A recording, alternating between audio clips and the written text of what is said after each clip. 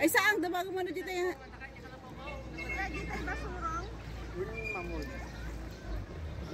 Dapat ya lang pagkilala sa putin mo.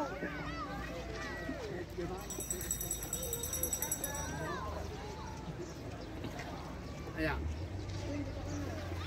Kinuhaan mo kita ng dami. Kinuhaan kita. Kapapantay mo lang, makasabay kayo barangay. Ha? Taka na? Nakakabit kayo?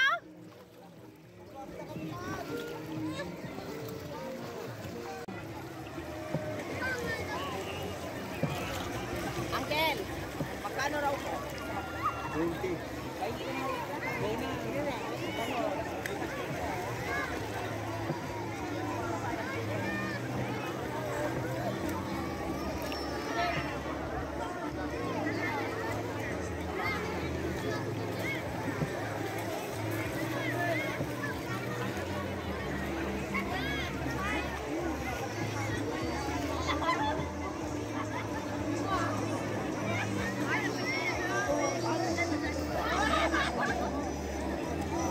Dito yung area malalim.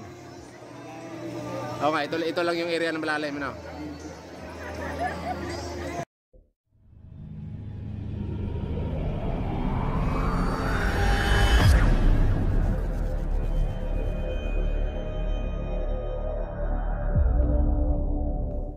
Naimbag gabigat.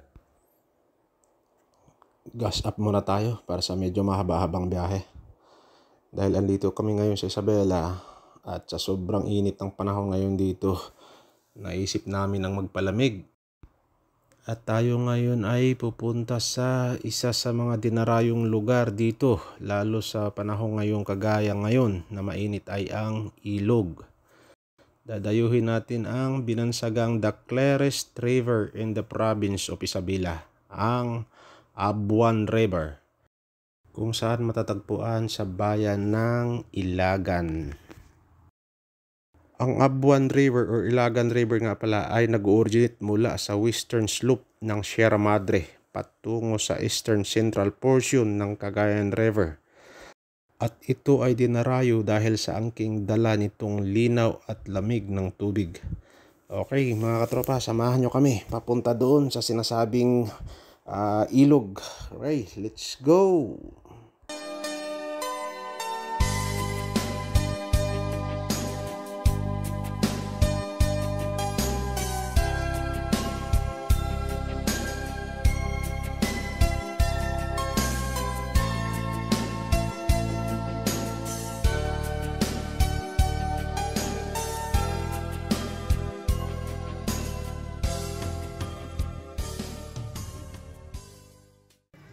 Alright, finally narating na rin namin itong Abuan River dito sa Isabela.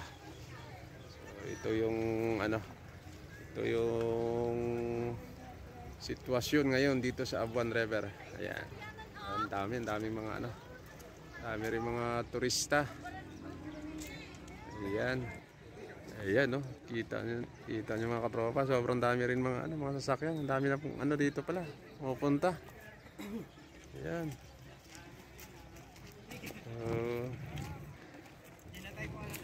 Ayun, magbabangka daw kami papunta doon sa cottage namin.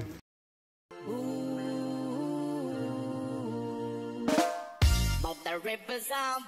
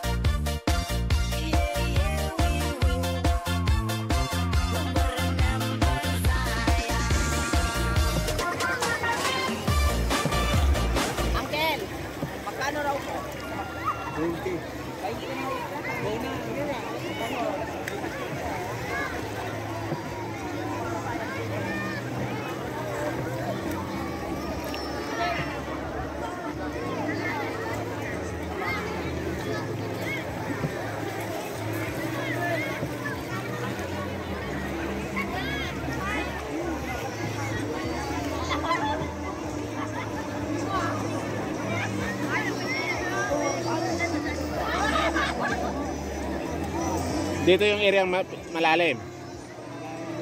Oo nga, ito lang yung area ng malalim, ano? Dito. Hoy, malaki nga.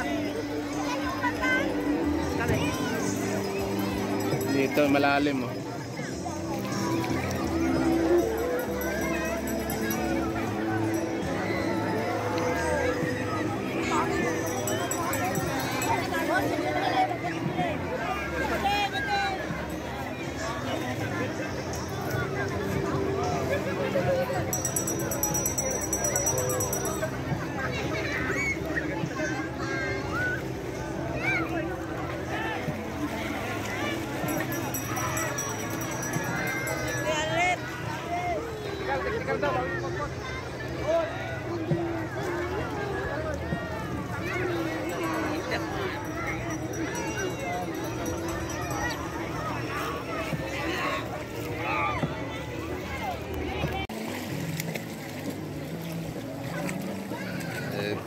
So mga katropa, ito yung Abuan River dito sa Isabela.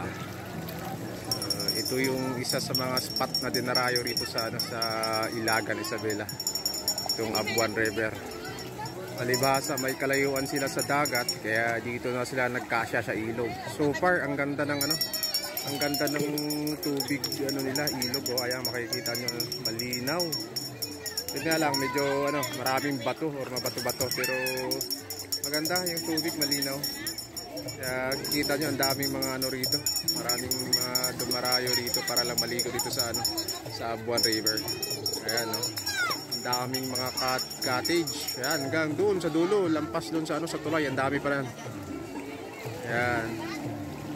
So, ito yung mga dinarayo nila ditong paliguan. Ayan, no, hanggang doon sa dulo. Ayan, no, halos yung mga cottage nila ito punuan na. Ilan na lang yung bakante ang nakikita ko. Ayan, si Bakit. Ayan, no, ang daming mga naliligo dito pala. First time ko rin dito sa Ilagan, Isabela. Kaya solid din naman yung biyahe namin kahit malayo, dahil yung makikita mo yung personal yung lugar, talagang maganda siya. Ayan, kaya nga pala yung mga cottages nila rito nagre-range mula sa sa 350 hanggang 500. Tapos mayroong mga bangka naman na pwede mong sakyan, mag-aarkila lang ng 20 pesos per head. Sa kung gusto mong magbangka, iikot dito sa sa ilog. Ayan. Talagang nakakatuwa rin pala na may ganitong kalikasan na bigay ng may kapal na talagang napakinabangan ng mga tao. Kahit ganun lang ito kasimple, pero ang ganda ng nature. Talaga naman sulit din. Ayan. Ito na yung cottage namin dito, mga katropa. Ayan. Sa tubig mismo. Ayan. Ha?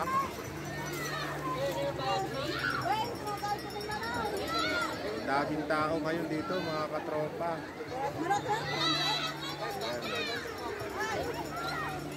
2 hours later. Ikaw naman na dyan eh, kanto dyan, paling lang dyan eh, nalsaw. Nagigay ka nga din. Ano nga rin dito dahil? Baka dyan eh, dyan, mga bata. Susugan ko ngayon nalang dyan eh. Ang kailang matatayo na ka? Ang kaya matatayo Kasi baka malmuslay mo kaya.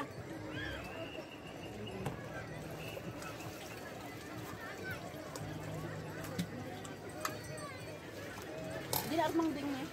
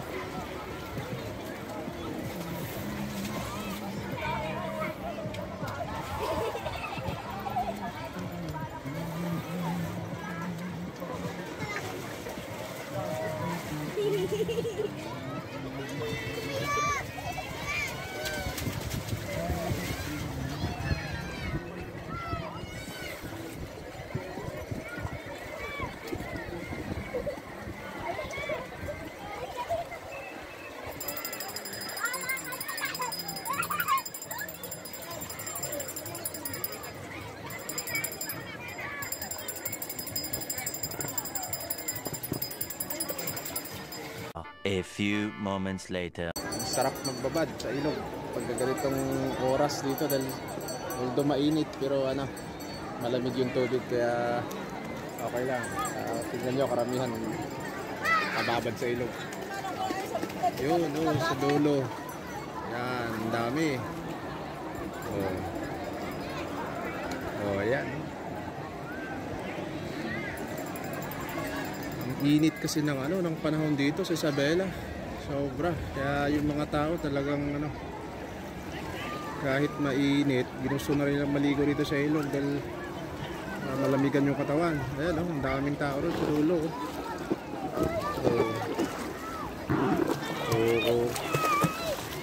Katirika ng araw. Ang oras ngayon alas 12. Gis.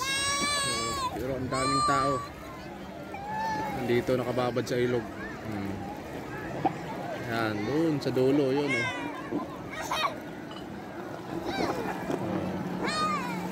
Yan.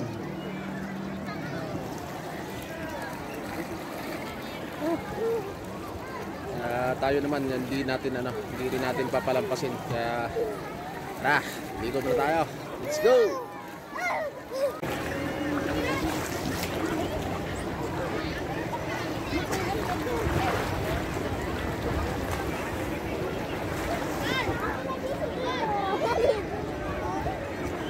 Kalabaw.